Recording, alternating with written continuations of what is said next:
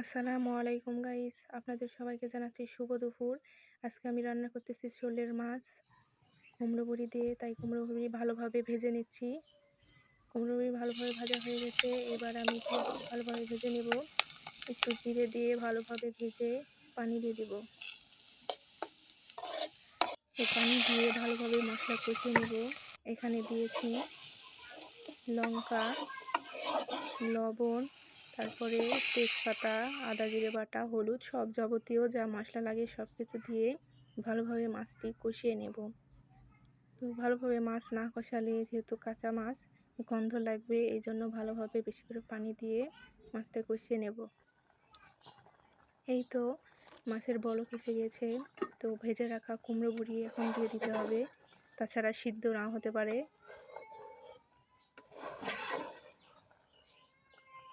এই তো কষানো প্রায় শেষের পথে। তো ভেজে রাখা কুমড়ো বড়ি দিয়ে দিয়েছি। এই তো কষানো শেষ। মাছটা একটু ভেঙে ভেঙে দিয়েছিলাম, কারণ রান্না হচ্ছে এটা শোল মাছের আধা ভাঙ্গা।